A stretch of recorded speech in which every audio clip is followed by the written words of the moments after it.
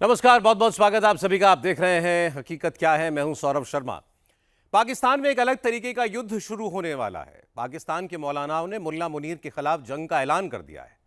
पाकिस्तान में नारे लग रहे हैं, जो ट्रंप का यार है वो गद्दार है। और ट्रंप ने सीधे सीधे मुनीर से कह दिया है, साइन तो करना पड़ेगा। पाकिस्तान में ट्रंप को कोई नो नहीं बोल सकता। अगर मुनीर ने ट्रंप को नो कहा तो पाकिस्तान की गद्दी भी जाएगी और वर्दी भी जाएगी। इजराइल के लिए पाकिस्तान में किसकी बलि दी जाएगी, अब इसकी तलाश हो रही है। आसिम मुनीर ने शहबाज शरीफ को मरवाने का पूरा प्लान बना लिया है, लेकिन इस बार शरीफ खानदान ने भी पूरी तैयारी कर रखी है। पाकिस्तान के अंदर ही अंदर इंटरनल वॉर शुरू हो चुकी है। इस युद्ध में पाकिस्तानी आर्मी, पाकिस्तानी सरकार और पाकिस्तानी आतंकवादी सब एक दूसरे का खून बहाने को तैयार हैं। मुनीर हां बोलेगा तो हाफिज से युद्ध होगा। इस पे साइन करते हैं, तुम भी इसराइल के यहूदियों को कबूल कर लो। हालांकि ऐसा नहीं हो सकता। जो ऐसा करेगा वो हुक्मरान हो, वो बादशाह हो, वो जो भी इसराइल को कबूल करेगा वो हलाक हो जाएगा, तबाह हो जाएगा, बर्बाद हो जाएगा। इंशाअल्लाह ये उम्मत मुसलमा, हमारा ईमान है, ये किसी तौर पर भी बदमाश दहशतगर्द दुनिया के सबसे बड़े गुंडे इसराइल को कभी तस्लीम नहीं करेंगे। मुनीर ना बोलेगा तो अमेरिका बहुत मारेगा। अब ये ज्यादा जरूरी हो गया है, लाजिम हो गया है कि पाकिस्तान ट्रंप ने जो कहा है ना कि अब्राहम अकॉर्ड को ज्वाइन कर, उसका फौरी तौर पे जवाब दे। यानी ख्वाजा आसिफ के पुराने क्लिप चलाने से बात नहीं बनेगी, खुद जवाब दे। आईएसपीआर किए ना, एब्सोल्युटली नॉट। शहबाज शरीफ से कराओ ना ट्वीट, वो कहे एब्सोल्युटली नॉट। ये वो कह रहा है, करो फिर, हिम्मत है तो इनकार करो ट्रंप को। मुनीर बना डबल एजेंट, घर में ही बदला सेंटीमेंट। सारे अरब मुल्क इस्लाम को, इसराइल को तस्लीम करने, पाकिस्तान कभी ना करे। इसलिए कि पाकिस्तान इसराइल के तौर पर वजूद में आया है। अल्लाह ने इसे इसराइल के वजूद में आने से 1 साल कबल वजूद बख्शा है। हम कभी तस्लीम नहीं करेंगे। असल में तो जंग हमें करनी है, मुकाबला हमें करना है। वहां तक तो हमारी फौजें जाएंगी, हजरत मसीह के साथ होकर लड़ेंगी, हजरत मेहदी की मदद करेंगी। ये सारा का सारा रोल तो अल्लाह ने हमारे लिए रखा है। लिहाजा किसी सूरत अरब कर ले, मजबूर हो चुके हैं, बेबस हो चुके हैं। उनका मामला जो भी है वो जाने, लेकिन चाहे वो तस्लीम कर ले, इसराइल को किसी सूरत में पाकिस्तान तस्लीम न करे। पाकिस्तान से युद्ध शुरू होने वाला है। अमेरिकी सदर डोनाल्ड ट्रंप ने ईरान तनाज़े में सालिसों को धमकियां देना शुरू कर दी हैं। मामला जो है वो ईरान के साथ था और अब सालिस निशाने पर आ रहे हैं और पाकिस्तान भी उन सालिसों में से एक सालिस है। पाकिस्तान आर्मी हाई अलर्ट पर है। पाकिस्तान स्पेशल कमांडो को हाई अलर्ट पर रखा गया है। इस्लामाबाद, लाहौर, कराची, पाकिस्तान के हर बड़े शहर का कंट्रोल सीधे तौर पर आर्मी ने अपने हाथ में ले लिया है। रावलपिंडी में बिना परमिशन किसी की गाड़ी का आना जाना मना हो गया है। पाकिस्तान में हर गली, हर सड़क, हर मोहल्ले में बारूद बिछा दिया गया है। एक चिंगारी और पाकिस्तान में धमाके शुरू हो जाएंगे। इस बार मुनीर को खतरा 22 करोड़ पाकिस्तानियों से लग रहा है, क्योंकि ट्रंप ने मुनीर को सीधे सीधे फरमान सुना दिया है। इस वक्त पाकिस्तान को प्रेशराइज किया जा रहा है अमेरिका की जानिब से कि आप इसराइल को रिकग्नाइज करें। अच्छा, इसराइली खुश हो रहे हैं, इंडियंस हमारे दोस्त खुश हो रहे हैं, पाकिस्तान पे प्रेशर पै रहे हैं। पाकिस्तान ने इंज हो रहे हैं, पाकिस्तान ना उंज हो रहे हैं, पाकिस्तान दे पीछे पै गए, पाकिस्तान उन्होंने नहीं छड़ना, पाकिस्तान दया कर। मुनीर ईरान और अमेरिका जंग में मीडिएटर बनकर अपनी इमेज ग्लोबल लीडर वाली बनाना चाहता था, लेकिन अब उसकी इमेज पाकिस्तान में ही डैमेज होनी शुरू हो गई है। अगर पाकिस्तान ने इजराइल को मान्यता दी तो पाकिस्तान में दंगे शुरू हो जाएंगे। अगर पाकिस्तान में इजराइल को मान्यता नहीं दी तो ट्रंप पाकिस्तान पर कहर बरसाना शुरू कर देंगे। मुनीर अच्छे से जानता है पाकिस्तान में पावर में वही रहता है जिसके पास AAA का हाथ हो। हुकूमत का टाइम पूरा करने के लिए 3 A's की मदद चाहिए, अल्लाह, आर्मी एंड अमेरिका। उसके ऊपर भी गरीदा को काफी बातें सुनाई गई, लेकिन वैसे तो खैर उन्होंने ये जो बात कही है वो मुझे लगता है कि कुछ झूठ नहीं है और ना ही कोई नई बात है।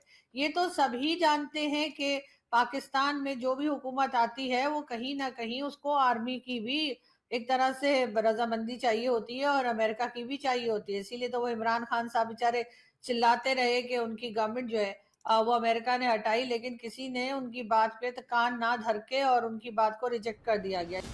पाकिस्तान में अब कोई बच्चा पैदा होता है तो उसको सबसे पहले इजराइल से नफरत करना सिखाते हैं। यहूदियों के खिलाफ बचपन से उसके जहन में जहर भरा जाता है। अल्लाह कहते हैं तुम मुसलमानों का सबसे बड़ा दुश्मन, दुनिया की जितनी कौमें हैं उनमें सबसे बड़ा दुश्मन किसको पाओगे? यहूद को पाओगे। हम इसराइल के अगेंस्ट हैं तो हमारी जो लड़ाई होगी इसराइल से होगी। हदीस में जिस यहूदी से लड़ाई का जिक्र है उससे मुराद भी कौन सा यहूदी हैं? ये फितना परस और शर पसंद यहूदी हैं जो इसराइल पे गासिबाना कब्जा, फलस्तीन पे जिन्होंने गासिबाना कब्जा किया हुआ है। समझते हो कि नहीं समझते? तो आप सल्लल्लाहु अलैहि वसल्लम ने फरमाया कि तुकातिलून अल यहूद, तुम्हारी जंग किससे होगी? यहूद से होगी। दज्जाल किसका सपोर्टर होगा? बोलते क्यों नहीं? अभी तो दज्जाल आया नहीं है। पाकिस्तान में इजराइल का साथ देने का मतलब होता है पाकिस्तानी सेना से दुश्मनी, पाकिस्तानी मौलानाओं से दुश्मनी, पाकिस्तानी आतंकवादियों से दुश्मनी। इसीलिए आज तक किसी पाकिस्तानी पीएम की इजराइल से संबंध अच्छा करने की हिम्मत नहीं हुई। लेकिन पाकिस्तान को यह भी पता है कि पाकिस्तान में शहबाज से ज्यादा ट्रंप का हुक्म माना जाता है। अगर ट्रंप ने कुछ कह दिया तो मुनीर के लिए वो पत्थर की लकीर है। जब से ट्रंप ने कहा पाकिस्तान इजराइल को मान्यता दे, तब से पाकिस्तान में एक बात साफ हो गई, मुनीर इजराइल को मान्यता जरूर देगा, लेकिन कैसे देगा? पाकिस्तान में बस इसी को डिकोड किया जा रहा है। लेकिन इस बीच ट्रंप ने कुछ ऐसा कह दिया जिससे पाकिस्तान को और बड़ा सदमा लग गया। And we'd like to have the countries we were talking about, with Saudi Arabia, UAE, Qatar, and the others, we'd like to have them immediately join and Steve Witkoff is working on that with Jared and some others, but would like to have them join the Abraham Accords. And I'm not sure we should make the deal if they don't sign. You want to know the truth? If they don't sign to join the Abraham Accords, I don't know that we have countries in there already. UAE, great countries, bold countries, and it's turned out to be so good, so effective, and so we're requesting strongly that they join. It'll be great. It'll be great for Saudi Arabia. It'll be great for Qatar and Kuwait, the whole group. Trump के बयान में एक बात गौर करने वाली है। Trump ने Saudi अरब का नाम लिया, कतर का नाम लिया, कुवैत का नाम लिया, लेकिन पाकिस्तान का नाम नहीं लिया। 25 मई को ट्रंप पाकिस्तान को अब्राहम अकॉर्ड साइन करने को कहा और 28 मई को पाकिस्तान का नाम दोबारा नहीं लिया। तो क्या मुनीर ने इजराइल को मान्यता देने के लिए हां बोल दिया है? पाकिस्तान में जबरदस्त कंफ्यूजन है, किसी को कुछ नहीं पता पाकिस्तान किस लाइन पर चल रहा है, मुनीर क्या कर रहा है। पाकिस्तान में स्पेशल संसद सेशन की डिमांड की जा रही है ताकि पता चल सके पाकिस्तान किस तरफ खड़ा है। अगर आप उससे इत्तेफाक करते हैं कि एक इजलास पार्लियामेंट का इन कैमरा हो जाए और उसमें हमें बड़ी वजाहत के साथ बताया जाए कि पाकिस्तान की स्ट्रेटेजिक पोजीशन क्या है, इस आलमी सिनेरियो में पाकिस्तान कहाँ खड़ा है, आलमी बिरादरी के लिए हमारा पैगाम क्या है, हमारा किरदार क्या है, और जाहिर है कि ये जिम्मेदारी हुकूमत की भी है और एस्टेब्लिशमेंट की भी है, तमाम दिफाई इदारों की भी है कि वो अवाम के इन नुमाइंदों को, इस पार्लियामेंट को बताएं। अगर आप पब्लिक नहीं करना चाहते और हालात इसके मुतकाज़ी हों कि हम इन कैमरे बैठकर इस पर गुफ्तगू करें। आसिम मुनीर मंझा हुआ खिलाड़ी है, उसके पास पाकिस्तानी सेना भी है और वो खुद को बतौर मुल्ला भी पेश करता है। सबसे पहले मुनीर ने इजराइल को लेकर पाकिस्तानी जनता का लिटमस टेस्ट किया, अमेरिका का प्रेशर पॉलिटिक्स को आजमाया। पाकिस्तान में 1 साल पुराना ख्वाजा आसिफ का बयान वायरल होता है जिसमें वो इजराइल को मान्यता देने के खिलाफ हैं।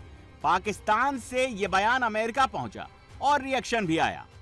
लिंडसे ग्राहम जो है वो कहते हैं कि ठीक है अब सच नहीं, लेकिन माजी में तो आपने ट्वीट किया था जो आपने डिलीट कर दिया था।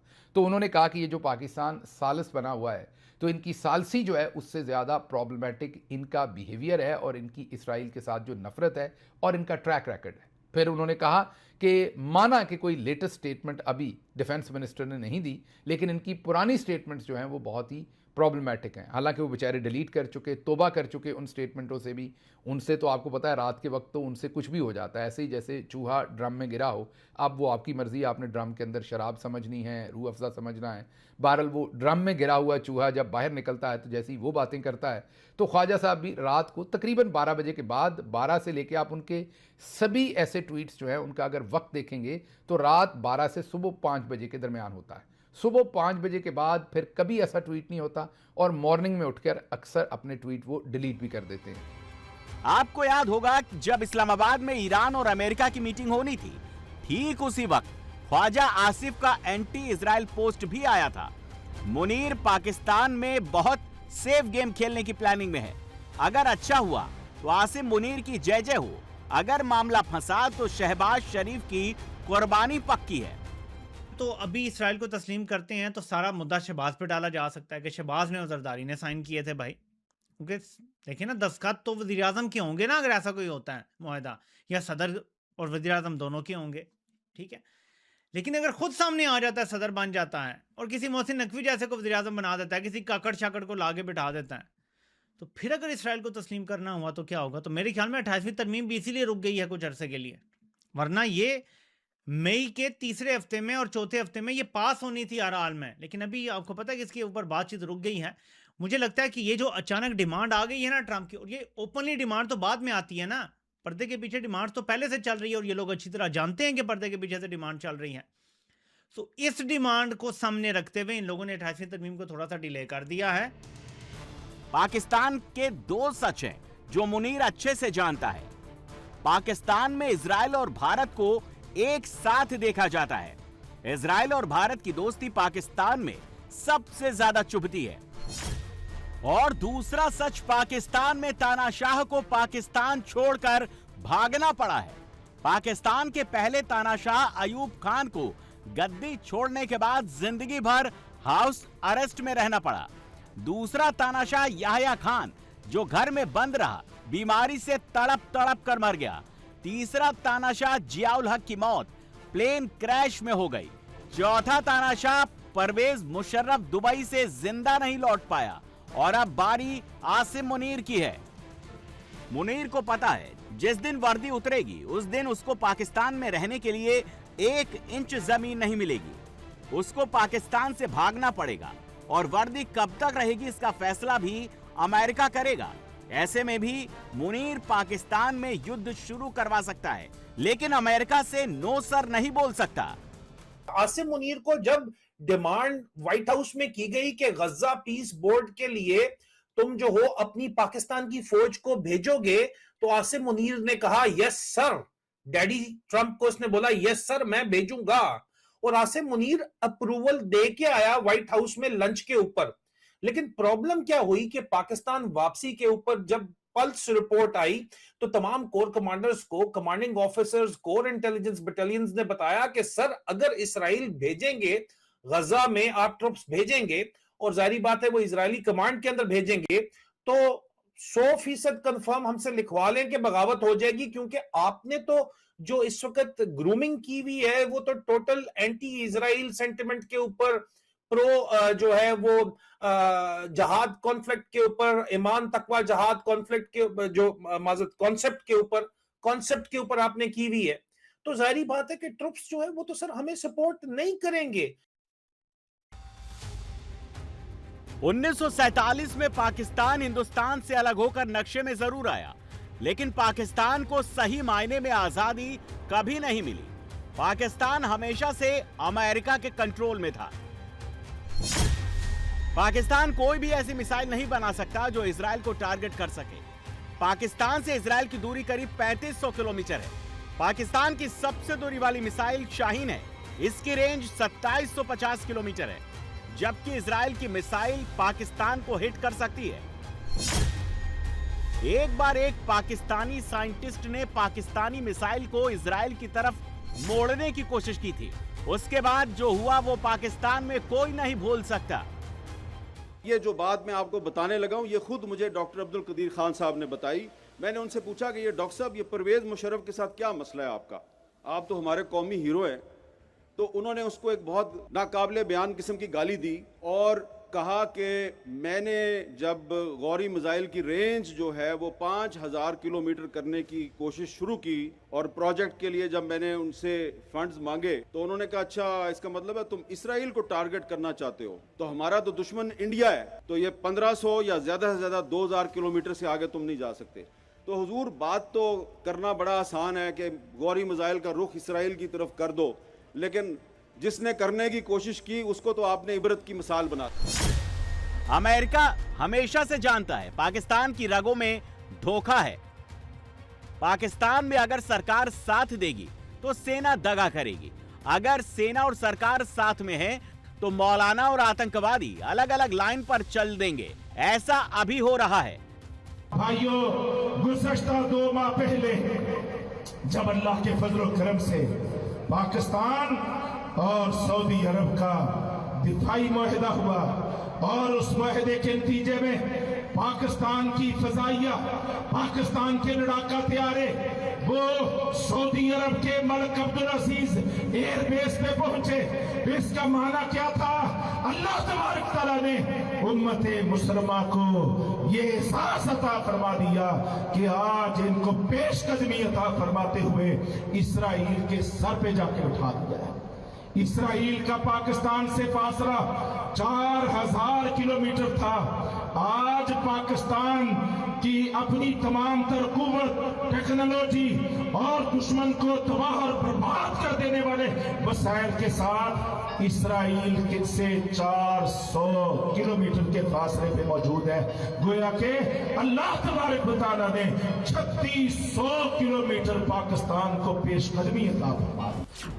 ये जो शख्स इजराइल पर हमले की थ्योरी समझा रहा है, ये ग्लोबल आतंकी हाफिज सईद का राइट हैंड सैफुल्लाह कसूरी है। पहलगाम में आतंकी हमले में भी इसका हाथ है और अब ये बता रहा है कि सऊदी से इजराइल में कैसे हमला करना है। लेकिन सैफुल्लाह कसूरी कितना डरता है, अब जरा वो भी देख लीजिए। कसूरी के दोनों तरफ खड़े दोनों शख्स को देखिए, उनकी उंगलियों पर गौर कीजिए। पाकिस्तान में ऐसा पहली बार हो रहा है जब कोई आतंकवादी पाकिस्तान में डर डर के सार्वजनिक मंच पर आ रहा होगा। इन दोनों लोगों की उंगलियां ट्रिगर पर हैं। पाकिस्तान में ये अननोन गनमैन का डर है। सोचिए, अगर ऐसे में पाकिस्तानी आर्मी इजराइल के साथ खड़ी हो जाती है तो फिर पाकिस्तान की टेरर पॉलिसी का क्या होगा। पाकिस्तान में इजराइल से नफरत करने वाला चूरन खूब चलता है। इजराइल से समझौता होगा तो पाकिस्तान में कई मौलाना मौलवियों की दुकानें बंद हो जाएंगी।